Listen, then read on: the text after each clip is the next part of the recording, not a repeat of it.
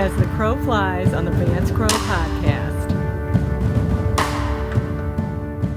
Charles Sheeley, welcome to the podcast. Yeah, what's up, man? Thanks for having me.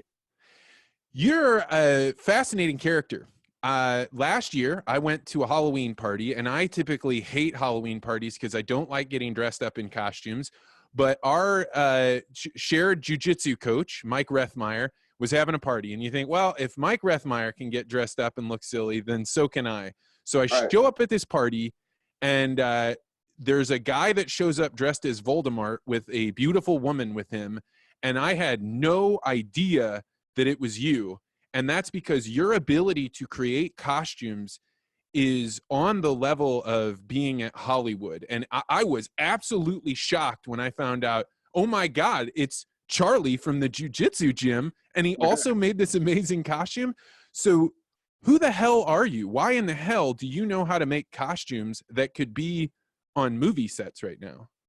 Well, that's a complicated background. So what's really is just I love superheroes, man. Like, who doesn't? Like, I mean, that's why Marvel and DC are some of the biggest grossing films right now, right? Is because everyone can relate to a superhero. But what makes a superhero? Not someone that wins all the time. Someone that has been beaten down to the worst possible scenario, and then they just come back. Like, they come back better than ever, and they grow. So what actually got me going was I was always a gamer. I love games because video games, mostly multiplayer online, because the scenarios are always different. It's always challenging.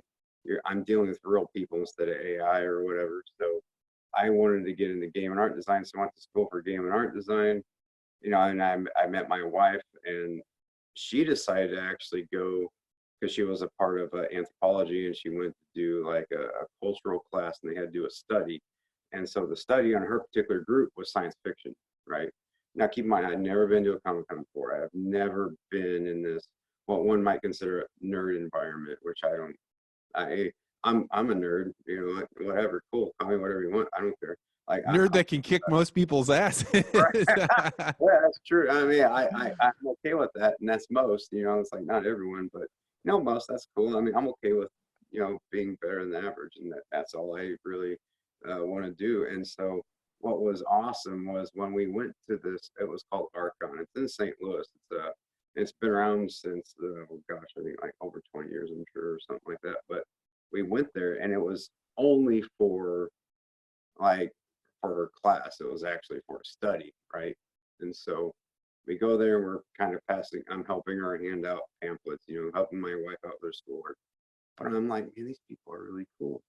And to be honest, like I was always a Star Wars fan, but my first introduction to this was when I went and I took my nephew like 15 years ago.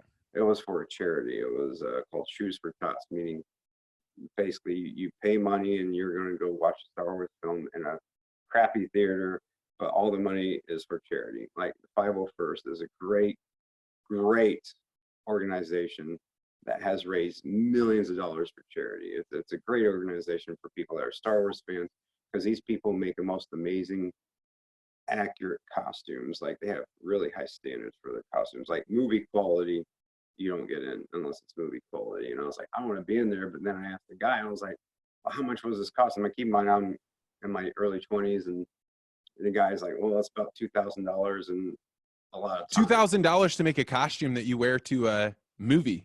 Right. And I'm like, $2,000, dude. Is like, no, like, not in the option. So I took my 3D modeling skills I learned from schooling for game and art design, and then I started learning this program called Pepakura, which is a program that takes your 3D model, because all 3D models are just squares and triangles.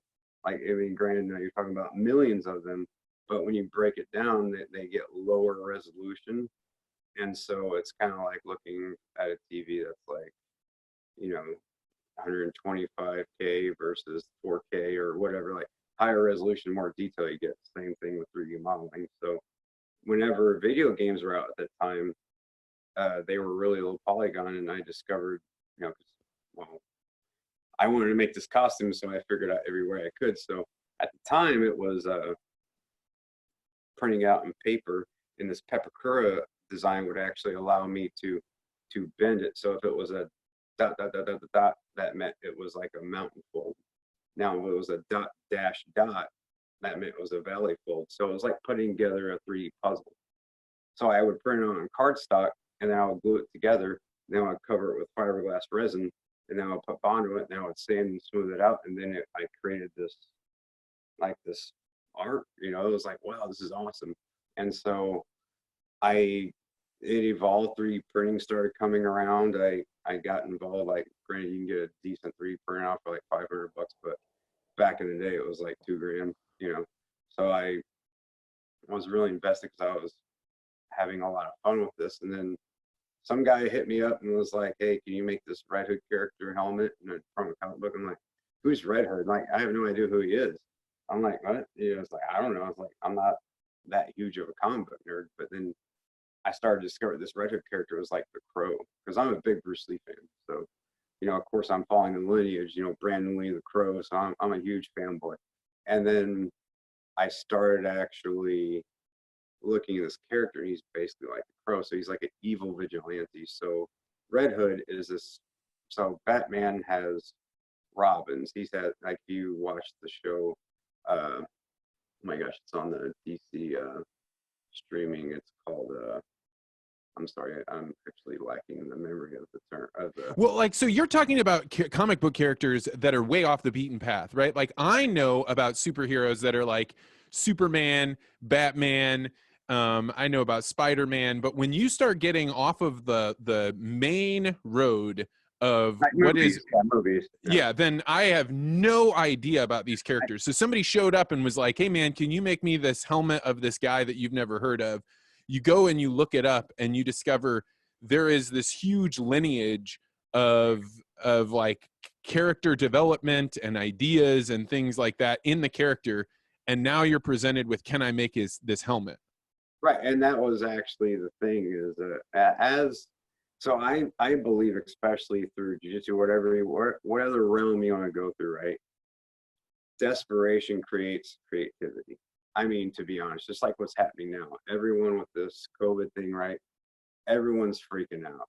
I'm not, because I see a problem and I'm going to fix it. And that's what this was. It was like, this guy gave me this. It only exists in comic books at the time. It's actually in the Injustice games now, Red Hood is, but it was just this art, and I actually researched it. I was like, I can relate this. I love this character. This guy is awesome. So yeah, I want to do this project. It's like I get offered all the time on, can you make this? I'm like, yeah, but it's going to take me a year to get to it. This is because I mean, I'm realistic. I don't just take people's money or whatever. It's like, if I'm not passionate, I'm not going to do it, because it's. So when you made this first helmet, this guy, was it successful? Were you good at it? Was he happy with the thing you made?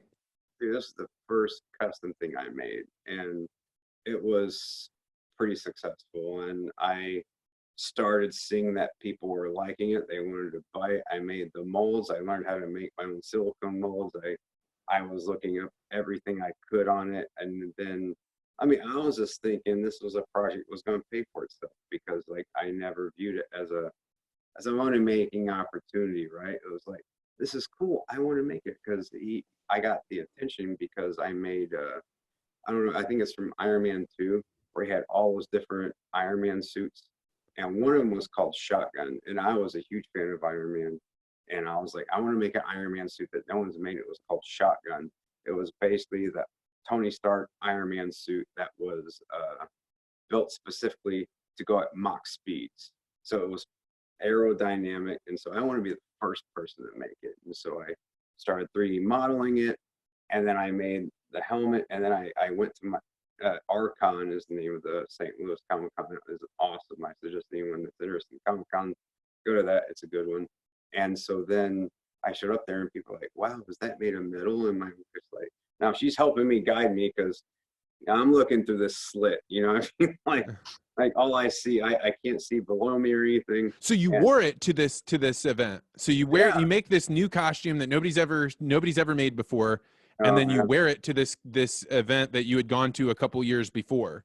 Right. Yeah, it was super cool, man, because everyone, like, even people like, is that actually made of metal? And I'm like, to me, because every artist is their own critic, right? And I'm like, it looks like crap. Actually, when my wife's helping me in it, she's like, I'm like, well, how does it look? She's like, oh, it doesn't suck. And I'm like, oh, great. But so it wasn't like I had anything writing on it, though, man. It was just to have fun.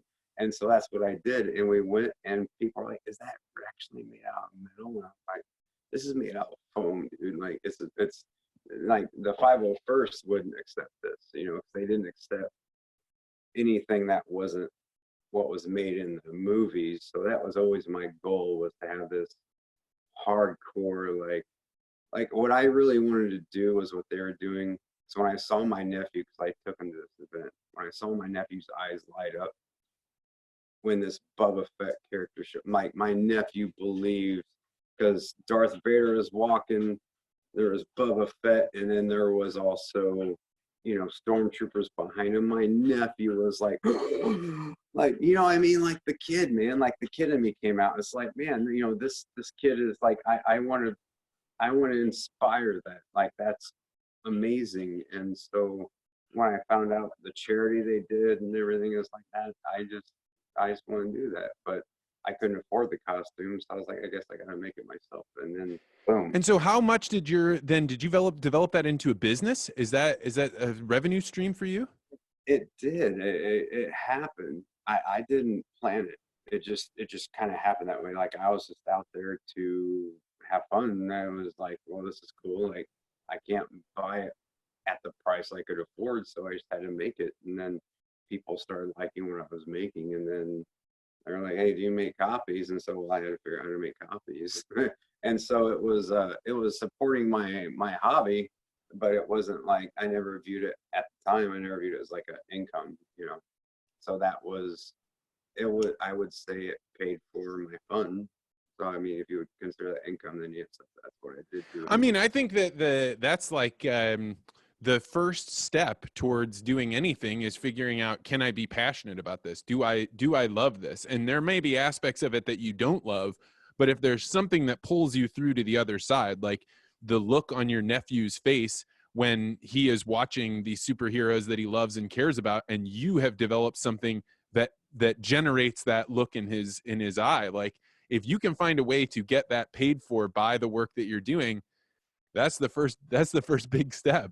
Right. And actually, I mean, I think that's the core of any successful person. I mean, to be honest, like, you have to enjoy the suffering. You have to enjoy the problem solving. You have to enjoy the grit. Like, you have to enjoy the continuing learning, like the failures. There's a good quote from like Will Smith, which was fail forward.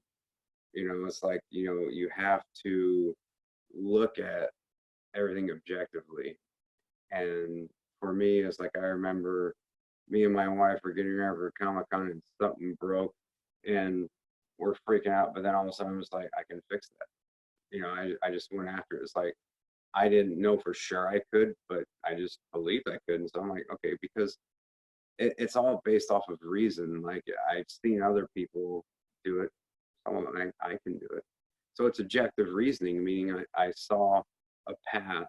And it wasn't an impossible path, all right? Like, I didn't just will it. Like, people can will and wish all day long that they want to fly by jumping off the ground like Superman, but you have to have an objective truth to that, which is you have to calculate, how successful can it be, and how much are you willing to sacrifice? And I think people that are truly passionate about martial arts, whatever it is you want to do, whether it's, you want to have a high income, or you want, whatever it is, you have to enjoy the failure.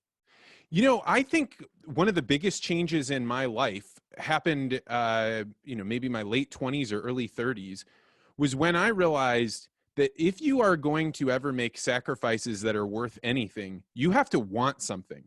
And it is okay to want something.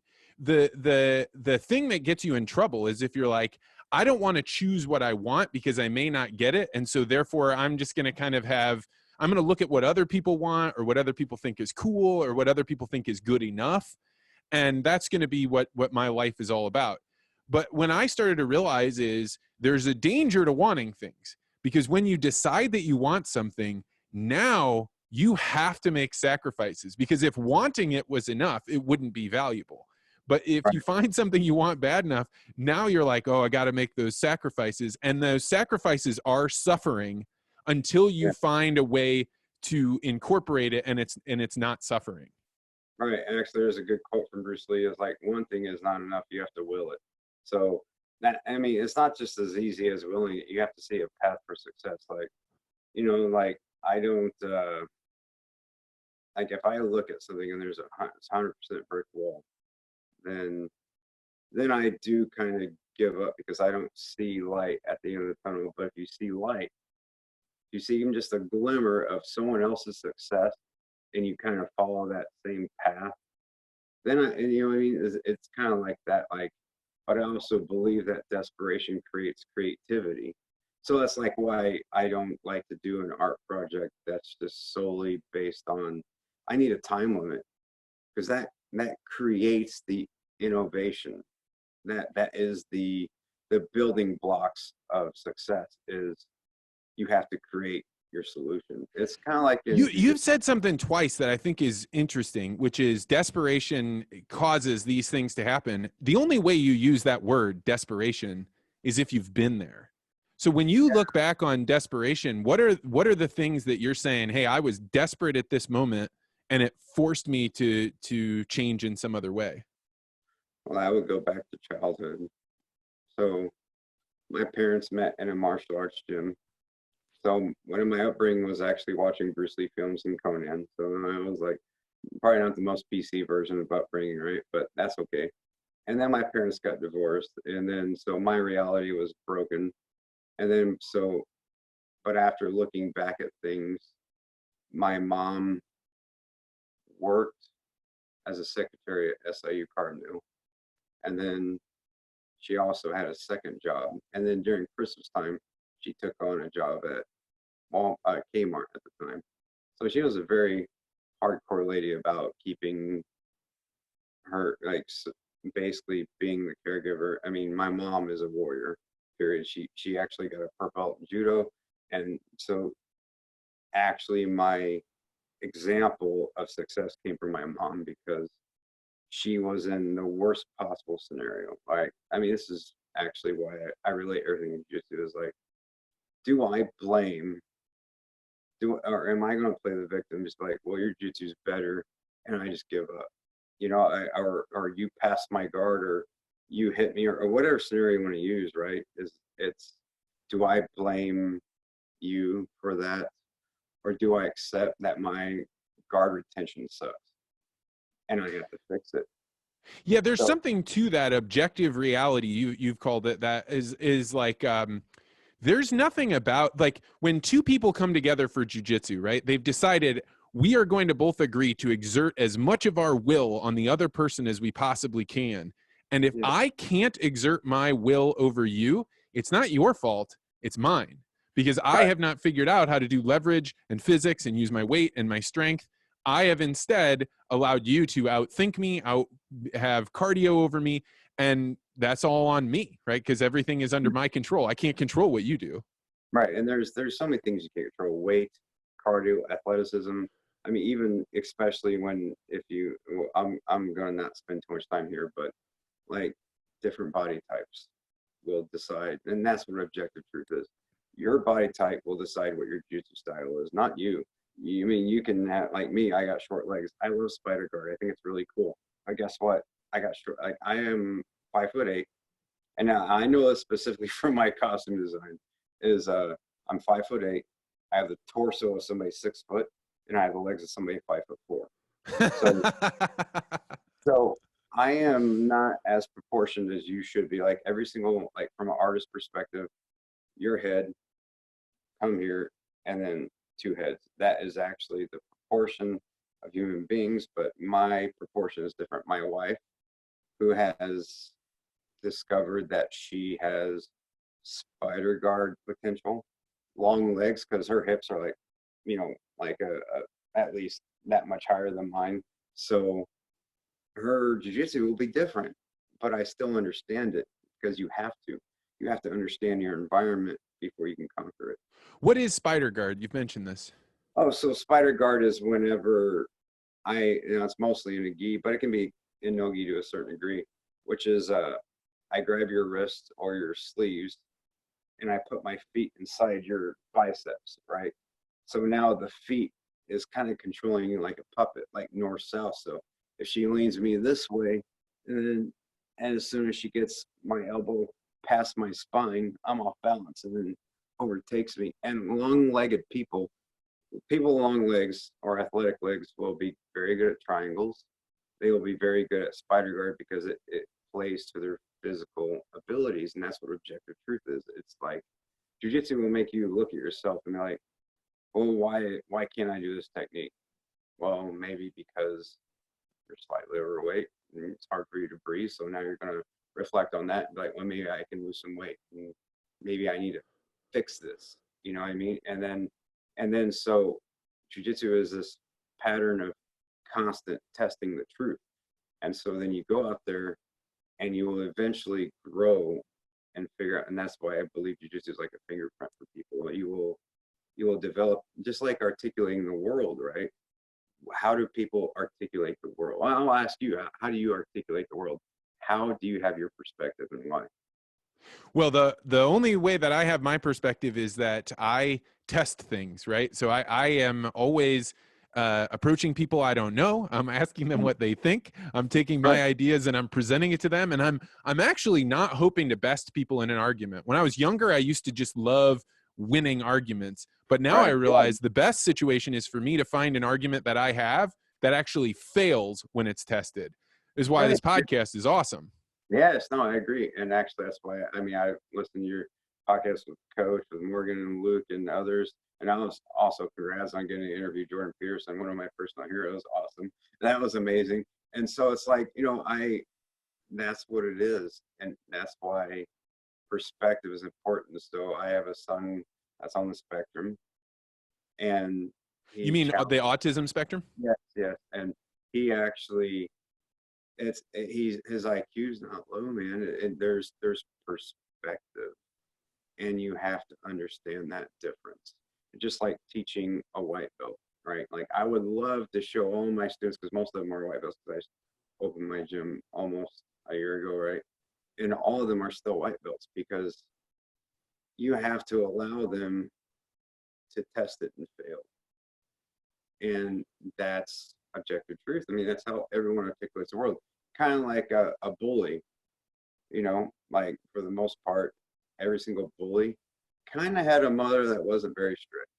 So, because if he just pushed enough, his mom gave in. So then that creates bully tendencies. So now he's bullying people at school, on the playground, whatever. I don't want to go too deep into psychology because I'm no expert at all, but that creates certain aspects. Just like me working so I am a salary person at a corporate job. To be honest, people that get higher up aren't honest. They're fake. And actually, I despise that. I don't like fake people. I enjoy honest, objective truth people, and that's why I mostly relate to jiu-jitsu people. But that's what I mean is, but I understand them. I don't hate them necessarily, right? I just don't choose to associate with them because I understand that's how they articulate the world. Hey, if I'm really nice to this guy, then I'll get promoted. Like, it makes sense that's how you test your world, and that's how you see it, and that's fine. That's just not my perspective. Yeah, the challenge with living in a world that doesn't get tested is just like the bully goes around and can beat 100 little kids up, but eventually he runs into a ground truth that isn't that the strongest, most aggressive wins. He finds somebody that pummels him, and because he went so headlong into it, you get into trouble. Coach, when I had him on, he had something that was very interesting when he was describing the various belts, and he said, you're a white belt until you can defend yourself against most people. So if you come up against somebody that's untrained, you're going to win, which is why he is so reluctant to hand out blue belts, right? He wants those people to know every aspect about it to be able to defend themselves before he hands them that blue belt. Because if you give somebody the idea that they are further along the path than they really are, that's when you go out into the world and get in trouble. Right. You see, and to be honest, like, just so you understand the difference of blue belt is, in my opinion, one of the most important belts, because it's actually, in my opinion, right, that is a black belt in every other martial art. A blue belt is that in Brazilian Jiu-Jitsu and every martial art is when, because you do karate or taekwondo, you could, according to most gyms, get your black belt in 2 years. I mean, there's 9-year-olds with black belts, right? So, I mean, there is this, but that's why I love Coach, because he's this, honestly, like, modern day samurai. I mean, I love Coach. I appreciate everything he does, and that's why I cling to him, Morgan, and all the other guys I train with, because we've been through the grit. We constantly challenge each other, and it's always this growth. We learn from it. We don't get butt hurt. So here's actually what I think is the problem with most people is they don't have grit. They see it as hard and they quit. Well, that's no good. I mean, if you're going to be good at anything, you can't quit. Now, it's not to say, like I was saying earlier, I wish I can just jump and fly like Superman. You can't just will it. Or I heard a TED talk where they said, like, oh, I'll fake it till it's real. I'm like, there's certain things you really can't, like no chi knockouts. You've seen all that. In fact, I actually did Kung Fu before I got into Brazilian Jiu-Jitsu.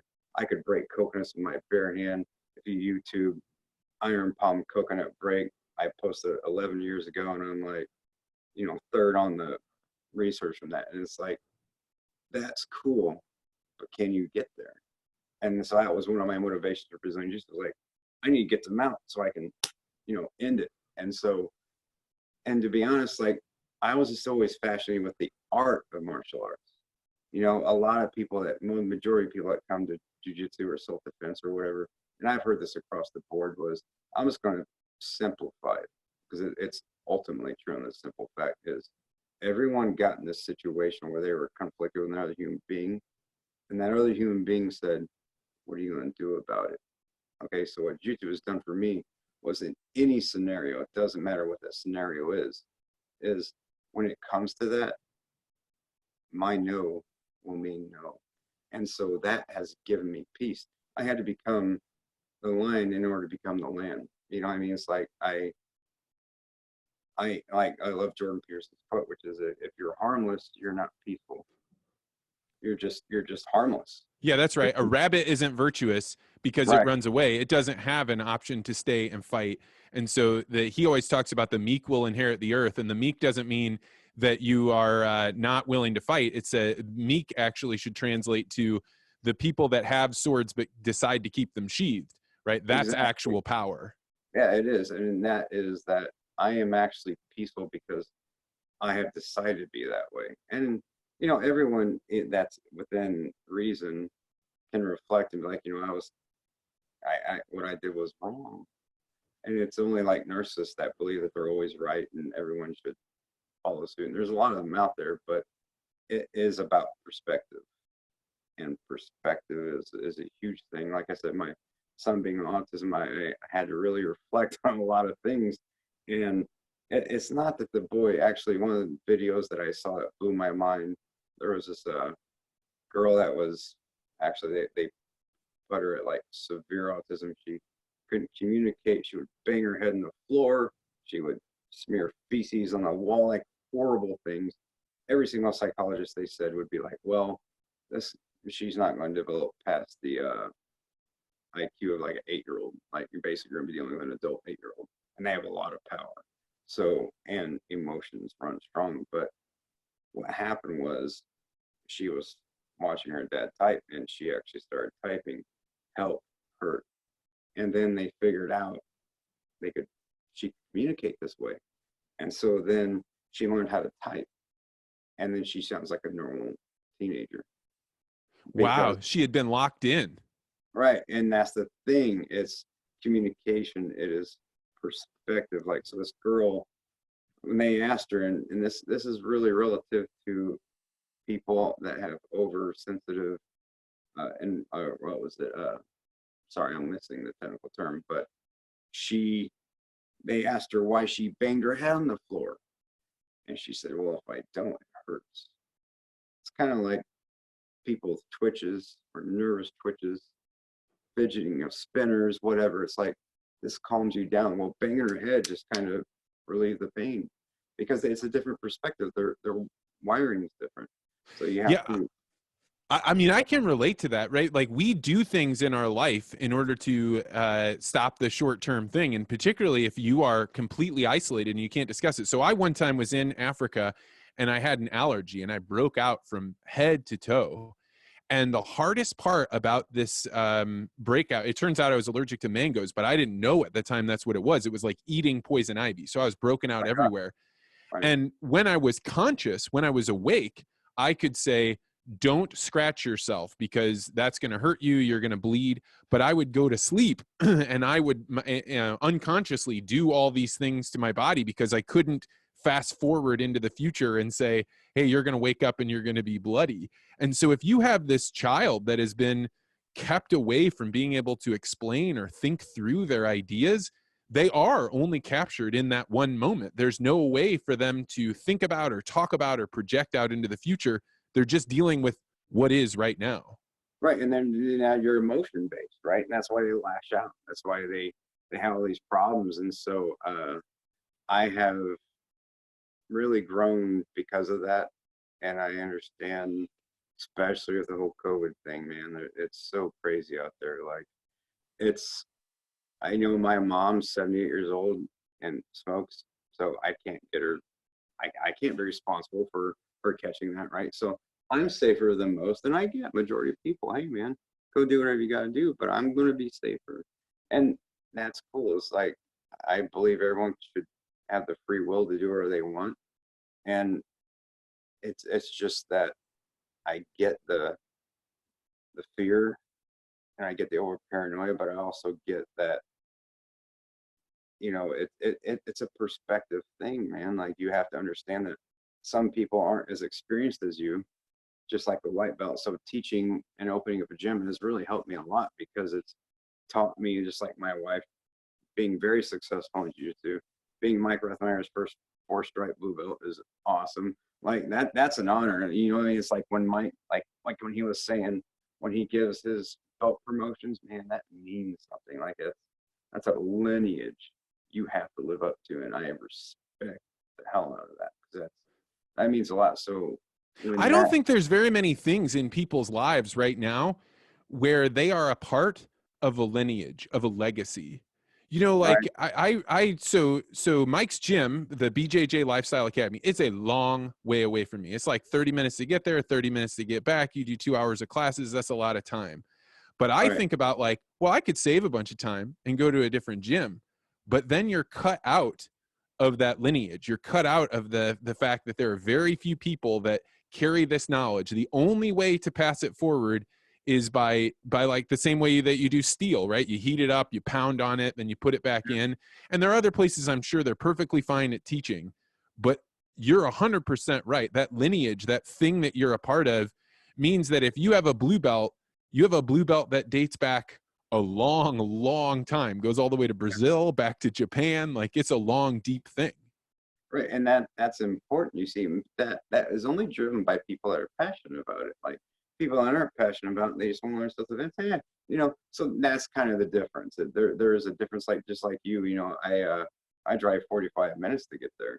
And I actually maybe some days get only 5 hours of sleep and I go and train because that's how important it is to me. I'm passionate. So I make the sacrifice. And there's like, how bad do you want it? Like, if I wanted to kind of just do, so what happened with the business on the side, the Ruthless FX thing that was going great, man. I got on, the sci-fi wares at New York City Comic-Con. I was being interviewed. It was great. Amazon people were hitting me up. So then I contacted DC, and then I hit this big, huge brick wall of, I don't own a factory in China. It won't make me money. Like that was because you can't get to economies of scale, you mean? Right. Like I don't have $1 million to invest in a factory. I didn't have all this ability, even though I can kind of, you know, if you're not really making that much money, they don't really pay attention to what you're doing as far as copyright goes. But when I looked into the licensing and everything, I did hit this big, huge brick wall, because I was looking into making my own little factory in my own yard, building a pole barn, building roto casting machines. I calculated all the silicone that would go into it, all the resin, the man hours. Like, I actually really broke it down. But then when I was talking to the C people, they're like, well, we're gonna get 50% of the retail. And I'm like, well, you know, the only way I can put value, then I would have to limit how many helmets I sell. And then, because then it would be a collector's item. And so when you, you know, the fact is that I can't compete. And so that's okay. And I was like, oh man, I'll just make what I want, make copies, and it'll be fun. And so, but then also at the same time is when there was an opportunity, because I was calculating opening up my own gym for a while. And because I do love what jiu-jitsu does, it gives people peace. You know, that was one thing someone asked me that was very important, and I heard this term before, was like I said earlier, when people ask, why did you start learning jiu-jitsu? And most people are like, well, someone kind of came at me and like, what are you going to do about it? Well, I want to give people that freedom. And I think when you give people freedom, they act more like them, and they are better people. You get people based on fear, they act really horribly. I think they act emotionally, they don't act logically. But when you give them the freedom to be without fear, they become better people. So that's why I was like, well, you know, I want to share this knowledge, and let's smart, you know, entrepreneur wise, like, let's go about this smart and make the gym and make it as best as I could. And to be honest, man, it blew up. Like, it was because I'm passionate about it. So is my wife. Like, we live it, and she's a coach equal to me, pretty much, right? I mean, granted, my jiu-jitsu knowledge goes better, but look at her. She just got gold at IBJF Kansas City. I mean, she beat one of the, like, this girl that she beat for first got bronze at the Worlds, which is like one of the biggest Brazilian jiu-jitsu competition you can go to. And it is this objective truth that, you know, it works. It's Like, an amazing thing. Like, when I first joined the jiu-jitsu gym, I had probably 5 classes or so, 5 sessions before I ever encountered a woman at one of these things. And like, at first it was deeply uncomfortable for me, because it's like, hey, I'm married, I'm rolling around. Like, when you're rolling with somebody, you're going to touch their breasts, you're going to put your arm in between their legs, you're going to do all these things that our entire society has told us not to do. And so at first you're like, man, I wish these women just wouldn't be here, so we just go with the guys and just do what we want. But then what you realize is, when you start rolling with a woman that has even a modicum more experience than you, if you limit your ability to beat them based on just your raw strength, right? Like, I can pick this person up and throw them, and now you have to like outthink them. And you start saying like, I'm going to do these other things. You start realizing like, this person that I'm rolling with was not empowered to outmuscle anybody. So they've had to outthink everyone. And so they know these moves so much better than the behemoth guy that I just got done rolling with, and the other guy that can bench 200 pounds. And so what you realize is, if I just cut that thing out because it's a little bit awkward for me, because I don't want to roll around with women, you miss the fact that there is a sophistication and a complexity to the way a woman rolls that you can learn a lot from. Right. Actually, there's a term, it's called pull guard like a girl. And it's actually, well, women's, most of their weight comes in their hips, right? So, because men are mostly upper body, is where most of our weight technically is, to a certain degree, depending on your body type. But what's amazing is all the ways of thinking, like society, social structures, whatever you want to call it, right? When someone's about to break your arm, you don't give a crap what sex they are. It's like, all you care about is, you're not breaking my arm, you know what I mean? And then that's the raw truth of jiu-jitsu is, guess what? Like, it's all fun and games till you're in trouble, just like everything. And so you kind of do whatever you gotta do, but it doesn't change the fact that you just got caught. You can put up any excuse you want. Well, she was a girl, I didn't treat her that way, but whatever, dude. Like maybe don't treat her like a girl and see what happens. Yeah, that's exactly right. And you know what? Any of the women that have been around more than 2 or 3 classes have decided, I'm gonna get my ass kicked and I don't care. And so like you're talking about a person that they're saying like, hey, don't treat me brutally, but like as long as you are playing anywhere near the realm of fair, which is use what you have, they use what they have, you're gonna find sometimes where you think you should be able to beat a girl and she whips your ass. Actually, and I would say I've been like, and I've seen this because I kind of learned, you know, from like 10 years ago when it was still wasn't mainstream or anything. There was one girl there that, you know, I remember the instructor being like, well, he would actually sick the girl in the biggest, you know, roided out dude coming in like, oh, I'm the best dude at the barbecue. And then this 110-pound girl kicks their butt. And to be honest, like I said, once you're in danger, like I said, you can give all the excuses you want for the beginning, but your muscle and strength will only take you so far. And it will put you in good. Now, once people that are bigger and stronger learn jiu-jitsu and they understand the fundamentals, then that's why there's weight classes. There's these different things. But if you're ignorant, and that's why I say, like, I'm 90% sure my will be enforced if you don't know jiu-jitsu. Like, I'm not so arrogant. I'm like, well, I'll defeat anyone. That's ego. I'm an objective truth person, and Brock Lesnar would probably submit me. You know what I mean? It's like you have to understand, like, your ego gets in the way of a lot, especially like in MMA now. You see people where they're like, especially Tony Ferguson, dude's an amazing grappler. Didn't attempt more than one takedown, and it was a super lazy Imanari roll after he's had a concussion, you know, and not thinking straight. But the reality is like, look at UFC 1, man. 170-pound Royce Gracie. Royce Gracie just out there annihilating people.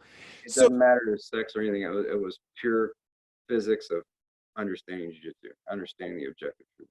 So coronavirus has made it so nobody's doing jiu-jitsu right now, or very few people. If they are, they're doing it in basements and nobody's talking about it. But what has that been like for you to go for years of doing jiu-jitsu to now not doing jiu-jitsu? Well, I'm lucky. My wife, she's a practitioner. But, you know, it was like, actually when it first started, my company is kind of an essential company. So for me, it's not really that much different, other than I don't get to train like what I was like 6 days a week at least, and at least an hour of grind and grit and rolling and sweat and everything. I did treat it like a vacation. I'm like, okay. And I got a little lazy, sure. Like, you know, like I said, they're stealing my vacation time, so I'm gonna treat it like a vacation, right? And then, but then me and my wife were actually kind of noticing this moment where, like, you know, we need this. Like, there was a certain type of satisfaction that comes from that pure exhaustion, that pure pushing yourself to the breaking point. Like, not just, you know, I'm tired, I'm gonna quit. No, you gotta push it till you can't stand up, till you can't hardly breathe. It has cost me in so many creative ideas. I think like the hardest thing and probably the deepest lesson that I've learned from this is without that absolute burn down exhaustion that you get from jiu-jitsu, where like the only thing you can focus on is try to not get choked. I don't have access to these ideas that are deep in my mind, right? The only other way to do it is to run 5 miles, and even that isn't the same level of clarity. So you go to do this jiu-jitsu and you're driving home and you're tired and you're eating your banana or your protein bar or whatever, and these ideas just start floating through your brain. And I don't get any of that. So one of the biggest costs of this coronavirus has been I'm missing out on a major part of my ability to come up with new ideas. Right. And actually, you kind of hit on the nail, right? Like I said earlier, especially artists or whatever, desperation creates creativity. So you already said it right there. It's like, there's nothing like you pushing yourself to the point of exhaustion, unlike someone else trying to choke you unconscious. So that pushes you. Like, you need that. And that's what a good coach is. A good coach isn't someone that, you know, passing them that says good game. you know, after you got your butt kicked, a good coach is going to tell you what you really don't want to hear, the objective truth to make you a better person. And that, Yeah, you know, it's Naval, who's this guy on Twitter. He's an interesting philosopher. He had a quote that I probably won't get quite right, but he basically was like, when someone says something that hurts you, look for the truth in it. When somebody says something that makes you feel good, look for the lie in it. Right? yeah, Like, because it's, man, that's and good. like I like both of that. those things, you could make it into like, okay, then you're always suspicious of people. But if you get yourself hurt, like when my wife tells me something that hurts my feelings, I'm always like, all right, why is this hurting my feelings? What part of my ego am I going out of my way to protect? Because my wife has nothing but good intentions for me. So if she tells me something that hurts my feelings, or coach tells me something that hurts my feelings, what's the part that I'm being like, I don't want to deal with that because it's too hard? Because that's exactly where you got to go. Yeah, and that's so true, and that's so true in everything. Actually, whenever I was working on some new Star Wars helmet, I can't remember which one it was, but some guy actually critiqued my model, my 3D model, because I do very accurate renderings, and he made a comment about an inaccuracy, and I'm like, you know what, you're right, I'll fix that. And he's like, dude, like you're the only person that I've ever made a comment on you actually agreed with. I'm like, well, it's true. So, you know, you can't be butthurt by it. Now it's going to butthurt you essentially, and you have to understand you're human and you're emotional. So you have to allow some time. So when someone says, "Give me time," you really should. Like that was something I had to learn because it was a thing, and it was like I like to problem solve, which is a big way of thinking of me, right? So I know it's to me only, and when someone isn't quite catching up, I keep pushing, and sometimes that turns into a negative thing. So you have to realize when you're pushing too much. You know what I mean? And you have to.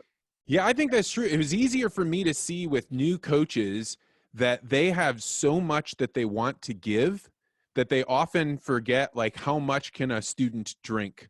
You know, how much can they possibly take in from what you're saying? Because you hit a point where their saturation goes from, hey, like he's trying to help me, to I feel like I'm being held underwater here. There's too much for me to think of.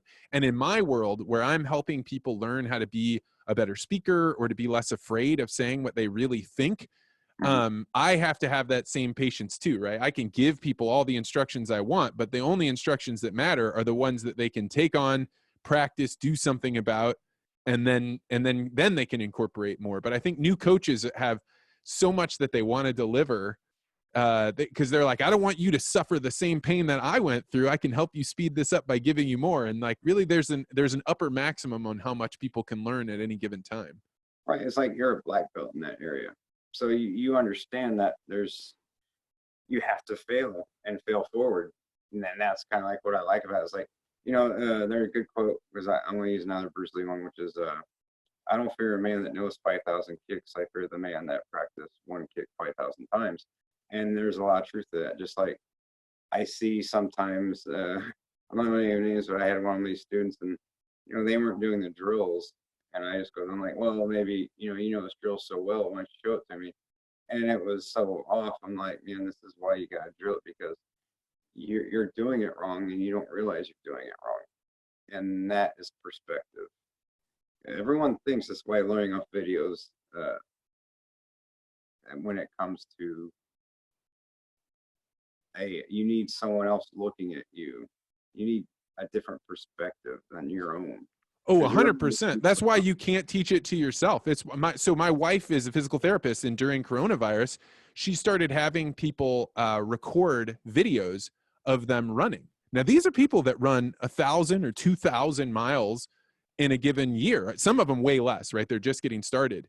But they know their own bodies running, but it isn't until they can have an expert watch, like, hey, your hips are dropping every time you run, or you're not holding your abs, or you're not doing these things. Without it, you don't even know that there is something to know. You just think like, hey, my back hurts. It's because I'm, must be doing something wrong in some other part of my life. And that's what coaching is. It's somebody that can objectively look at you and pull out the part that you could change and feed that to you in a way that you can do it. Right, and that's a good coach, man, and that's objective reasoning, which is, because no one believes they're evil. I mean, no one. Everyone justifies everything they do 100%. There's not a single bad guy in the world, which is what I liked about Red Hood was, you know, and if you look at someone's perspective, their environment, the way they're upbringing and everything, it's like, yeah, you know, they were justified in their thinking, but it's Yeah, I mean, not like, if you ever watch a movie, if the villain is just pure evil, if they're just like, hey, they're bad and twirling their mustache because they like doing bad things, nobody cares about that movie or that story. What we right. care about are the villains that think that they're doing right, but they've just gone too far. It's somebody that has, like, you know, this terrible problem, and I need to wipe out all of those people in order that the new good thing can come in. I mean, like the Batman example over and over again is that these villains are oftentimes trying to prove something in order that a new thing can grow up, and they don't view themselves as evil, because if you have a purely evil villain, there's nothing to learn there from them. Not, and it's not relatable, and that's actually what I think why the Joker was so good. I don't know if you saw the Joker movie. Oh, But I did. Oh, no, not I haven't. no, you need to watch that because it is a way of, like, every single, like you said, successful story is one that can draw you into that, and that's this. And that's what I just do, and what I think has made me successful is I pick and choose what to do if I have the luxury of it. Like, I work a job I hate. I mean, I was like, I work midnights, man. I work a horrible shift that most people quit. It's like, but this fuels my happiness. This fuels my, it fuels my family prosperity. It basically secures all my fundamentals, and it gives me some freedom to do what I need to do, and that's great. So I actually think that most people quit because it's hard. You know, life is hard. You know what? As an infant, walking is hard. Everything is hard at first. I don't care what it is. Drawing, walking, running, mountain climbing, jiu-jitsu, taekwondo, karate, boxing, MMA, blah, blah, blah. Doesn't matter what it is. Everything's hard at first. And it's only through failure, just like if you watch a toddler, right? They stand up, face plant. Like, you're like, oh my gosh, and you freak out. But they're like, man, they just sit back up and try it again. They just keep falling. And so then they figure out walking is the art of not falling. So that's life. Life is like the art of not falling. Well, and I know the trap that I started falling into with coronavirus was I got into the mindset of, like, not that we're on vacation, because I kept up with my routines, but Right. some of those routines weren't that hard, or they weren't as full. And then you start thinking, oh, the thing that I'm suffering through is getting through coronavirus because we're not allowed to go out. And then you realize, that's like choosing, I want life in general to be suffering, as opposed to I'm suffering because I'm trying to get somewhere else. And so as soon as I started taking on the mentality of, like, the suffering should not come from waiting for St. Louis County to open up. The suffering should come from, did you wake up and get this stuff done? Did you go for your run? Did you get your administrative work done? Have you started to make changes to your business that you know you need to make? That's when the suffering becomes meaningful. Right. Actually, I say vacation because my job mandated I use my vacation time. You know, and it's a corporate thing, so that's okay. And so that's kind of why I took it that way. And then after like 2 weeks, I'm like, okay, well, vacation's over for me, you know. And then but I do agree it's a serious thing, and I think I really believe majority of this could be prevented if people just wash their freaking hands, you know, and we're just actually conscious about washing their hands before they eat, and real basic hygiene. So I work at a place where it's a big factory, like 5,000 people work in there. So I touch what 5,000 other people touch in a day, right? So that's way different than, and it's not really that much different when you go to a gas station, right? So you should really wash your hands after that or everything, but whatever. I was always this guy that used to eat food off the table. If it French fry fell off, I'd pick it up and eat it. That was me back then. My wife was always real paranoid. She always washed her hands because she was in charge of an infection control at her parents' dental office. So it was like, she's like, and she would cringe. And so I actually quit doing that. But when this whole virus thing kind of started, I remember we went out to eat after training, and I went to grab this ketchup bottle, and when I grabbed it, I felt the grease, and I was like, ugh. And then all of a sudden, it went through my mind how many other people touched that ketchup bottle and didn't wash their hands. And where I work, I've seen people come out of doing number 2 and they don't wash their hands, which is why I fist bump people. I never shook hands anyway, unless I trust you to be a clean person. And I mostly fist bump people to avoid the transfer of germs. I'm not a germaphobe. I'm just aware. I mean, You can't be a germaphobe and be in jiu-jitsu. It's not No, possible. I mean, It's like you're rolling around. It's like one step away from being naked with people because you're sweaty, you're spitting, you're trying to gasping for air. So there's no germ phobes in jiu-jitsu. Right. No, actually, I think your immune system is pretty good if you train jiu-jitsu. Like, I would agree. Like, you probably got a pretty good immune system, and the COVID probably won't affect you. But so what's your thought? When will jiu-jitsu be back?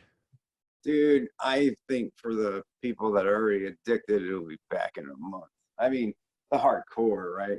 I think the people who are kind of more hobbyists, which I'm not hating on it. I mean, that's fine. I mean, hobbyists can get to blue belt and even up to purple belt. It's there's no shame in that at all, because that's how I kind of mostly went through. I just want to learn how to defend myself and my wife and my family. I didn't want ever to be that moment where someone says, "What are you going to do about it?" and me be like, "Well, absolutely nothing." I'm like, "I'll choke you unconscious, bro."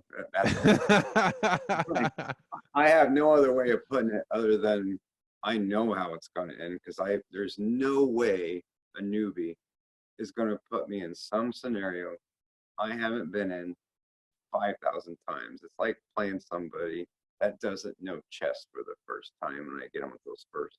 In chess you have I can't remember what it's called, but you basically can checkmate them in 3 moves. I can't remember the name of it, but it's the same thing with jiu-jitsu. The basics, the fundamentals are, if you don't know it, I will defeat you in 3 moves. And it's when you get into dealing with other people that know jiu-jitsu, do you get into the complication of the game. I want to go to jiu-jitsu 2 days after they open up, right? Because I want you and any of these other crazy dudes to just plow into one another, and then I'll be there on day 2 or day 3. Okay, well, here's kind of my view on this, right? Because I actually believe that if it's already gotten, I mean, if you really think about how behind, like,